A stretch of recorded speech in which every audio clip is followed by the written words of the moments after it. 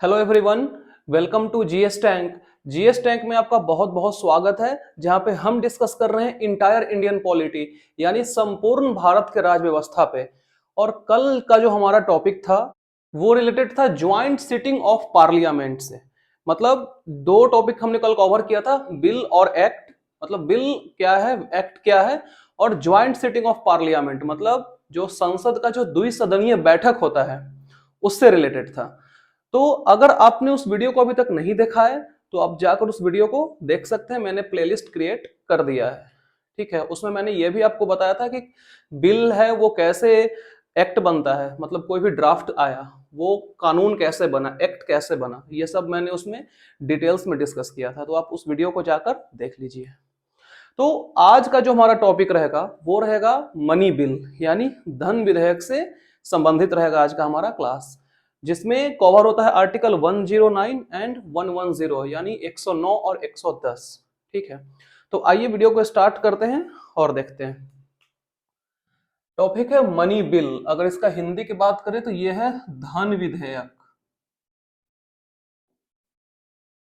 ठीक है, और ये जो है सो दो आर्टिकल से रिलेटेड है। मतलब जो आर्टिकल 109 है वो कहता है स्पेशल प्रोसीड्यूर और provision related to money bill. मतलब इसका हिंदी हो जाएगा धन विधेयक से संबंधित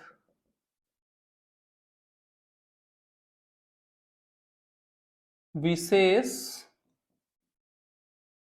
प्रक्रिया बोलें इसको या प्रावधान। ठीक है, तो आर्टिकल 109 क्या कहता है कि जो मनी बिल है उससे रिलेटेड कुछ स्पेशल प्रोसीड्योर्स बोले या फिर स्पेशल प्रोविजंस। ठीक है, जिसमें कहा गया है कि धन विधेयक सबसे पहले लोकसभा में ही पेश किया जाता है।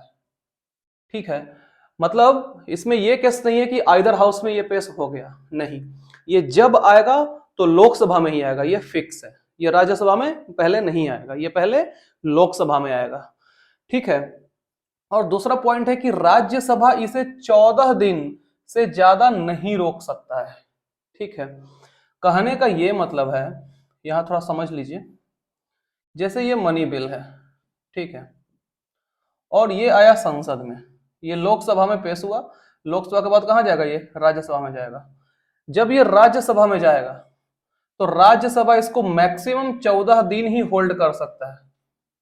ठीक है, अगर ये 14 दिन में अपना फैसला नहीं बताया जो होगा तो 15वां दिन ये ऑटोमेटिक पास बना जाएगा, मतलब स्वतः पारित।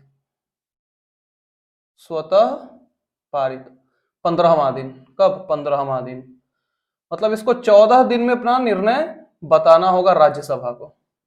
ठीक है, क्लियर है पॉइंट। अगला है कि कोई विधेयक धन विधेयक है या नहीं, इसका निर्धारण लोकसभा स्पीकर करते हैं।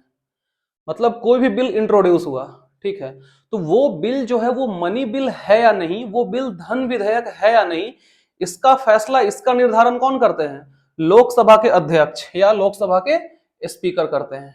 ठीक है, अगला पॉइंट कहता है कि धन विधेयक पर राज्यसभा द्वारा दिया गया सलाह या सुझाव लोकसभा मानने के लिए बेबस या मजबूर नहीं है।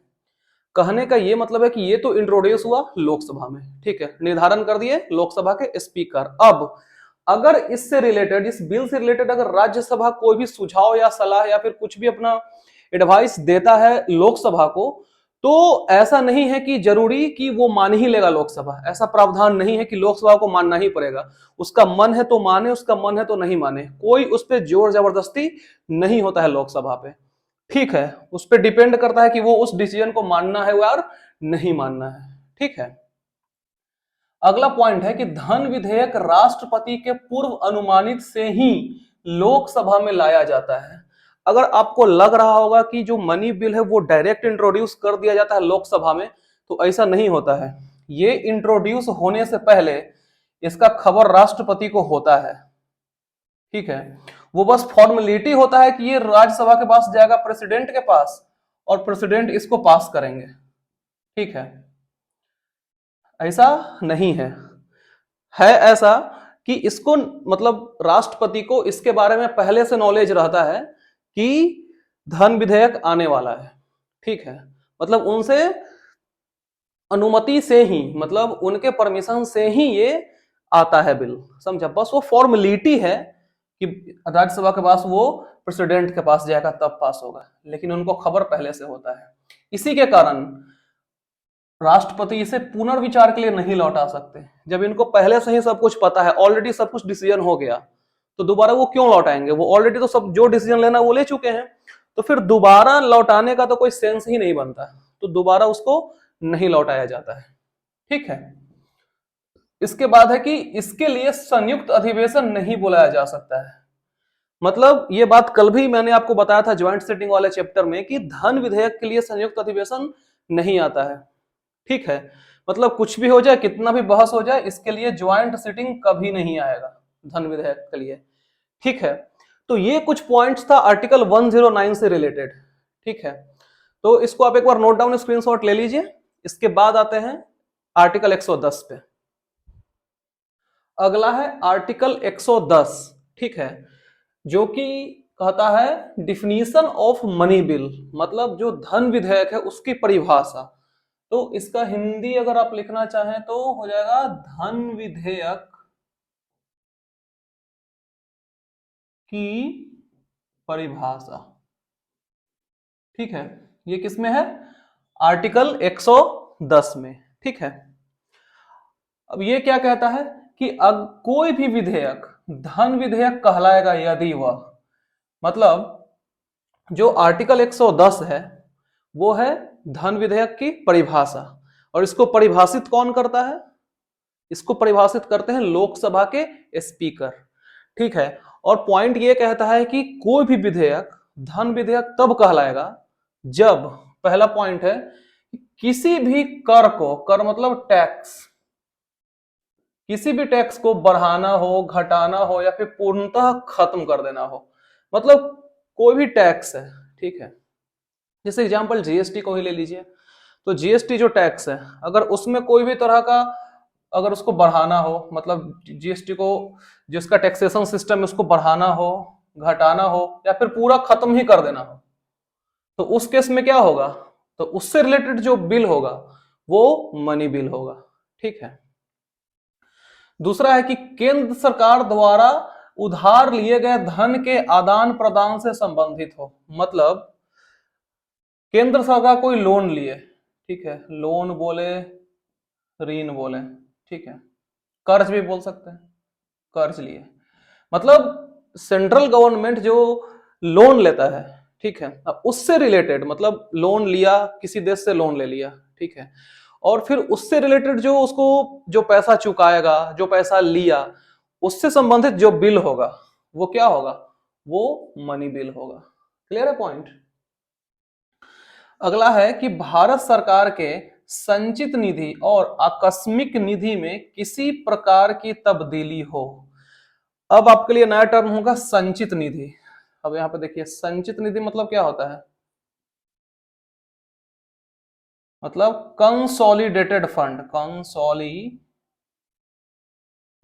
फंड।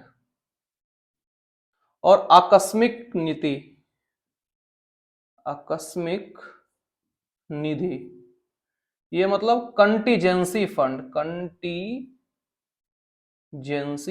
फंड, ठीक है। जो संचित निधि है वो संविधान के आर्टिकल 266 में आता है, और ये आता है संविधान के आर्टिकल 267 में, ठीक है। अब ये होता क्या है? मतलब सरकार का जो भी पैसा होता है, ठीक है, जो नॉर्मल जो अकाउंट, जैसे हमारा अकाउंट है, आपका अकाउंट है, कोई नॉर्मल अकाउंट है, उसमें जो पैसा आता है तो वो भारत सरकार के लिए क्या है? भारत सरकार के टर्म में क्या है? वो संचित निधि है, मतलब कंसोलिडेटेड फंड है। और जो आकस्मिक निधि है इसको इमरजेंसी फंड भी बोला जाता है, ठीक है। कहने का मतलब है कि अगर किसी भी चीज के लिए, इमरजेंसी के लिए आप पैसा रखे हुए हैं तो उसके लिए एक अलग फंडिंग होती है, मतलब आपको कोई भी चीज की जरूरत है इमरजेंसी में, तो उसके लिए आप जो पैसा बचा कर रखते हैं तो वो इमरजेंसी फंड में रखते हैं। ठीक उसी तरह सरकार भी अपना एक इमरजेंसी फंड रखती है जिसको बोला जाता है आकस्मिक निधि, मतलब कंटीजेंसी फंड, ठीक है, इसका डिटेल्स में डिस्कस करेंगे जब ये दोनों आर्टिकल्स हम लोग पढ़ेंगे। ठीक है, तो इस पॉइंट के कहने का यह मतलब है कि अगर भारत सरकार संचित निधि और आकस्मिक निधि में किसी भी प्रकार की तब्दीली करती है, कोई भी तरह का परिवर्तन होता है उसमें, मतलब उसमें पैसा आ रहा है जा रहा है, मतलब ठीक है डिपॉजिट हो रहा है फिर वहां से विड्रॉ हो रहा है, तो उससे रिलेटेड जो बिल आएगा वो क्या कहलाएगा, वो मनी बिल कहलाएगा। क्लियर है पॉइंट? तो ये तो कंडीशंस था जिसमें कोई भी विधेयक धन विधेयक कब कहलाएगा। अब कुछ ऐसा भी कंडीशन है जिसमें कोई भी विधेयक धन विधेयक नहीं माना जाएगा, मतलब कुछ ऐसे भी कंडीशन है, अगर वो कंडीशन हो रहे हैं तो वो धन विधेयक नहीं है। जिसमें पहला है कि जुर्माना से संबंधित हो, मतलब आपको किसी चीज के लिए जुर्माना देना पड़ा, फाइन देना पड़ा, ठीक है, कहीं आप चालान आपका कट गया, उसके लिए आपको फाइन लग गया, तो वो पैसा तो सरकार के पास जा रहा है लेकिन वो धन विधेयक में इंक्लूड नहीं होगा। ठीक है, क्लियर है ये? अगला है लाइसेंस से संबंधित हो, मतलब आप किसी भी चीज का लाइसेंस लिए, ठीक है, एग्जाम्पल में आप गाड़ी खरीदे, गाड़ी का आपको लाइसेंस लेना है, ठीक है, तो ड्राइविंग का जो लाइसेंस बनेगा तो उसका पैसा तो सरकार के पास जाएगा लेकिन वो मनी बिल का पार्ट नहीं होगा, मतलब वो धन विधेयक नहीं कहलाएगा। ठीक है, तीसरा है स्थानीय कर से संबंधित हो, मतलब अगर स्थानीय कर मतलब लोकल टैक्स, ठीक है, तो लोकल टैक्स करने का क्या मतलब है, जैसे कहीं मेला लगा, एग्जाम्पल सोनपुर मेला, तो सोनपुर मेला में जब मेला सरकारी जमीन में लगेगा तो उसका पैसा तो सरकार लेगी लेकिन वो जो है सो मनी बिल में काउंट नहीं होगा। अगर उससे रिलेटेड कोई बिल आता है स्थानीय कर से रिलेटेड तो वो मनी बिल नहीं माना जाएगा। ठीक है, तो ऐसा कुछ क्वेश्चन भी पूछा जाता है कि कौन से कंडीशन में, मतलब कौन से इसमें से मनी बिल नहीं है। ठीक है, तो आपको ये सब याद रखना पड़ेगा कि ये तीनों में से अगर कोई भी कंडीशन हो रहा है तो वो मनी बिल नहीं है, और अगर ये तीनों में से कोई कंडीशन फॉलो हो रहा है तो वो मनी बिल है। ठीक है, क्लियर है पॉइंट्स? तो इस वीडियो के माध्यम से हमने ट्राई किया है कि आपको एकदम आसान भाषा में मनी बिल को समझाया जाए। ठीक है, जिसमें हमने आज बात की आर्टिकल 109 जिसमें कुछ विशेष प्रावधान है धन विधेयक से संबंधित, और आर्टिकल 110 जिसमें परिभाषा है धन विधेयक का। ठीक है, तो आज हम वीडियो को यहीं तक रखेंगे, फिलहाल इस वीडियो में इतना ही। देखने के लिए आपका बहुत बहुत धन्यवाद।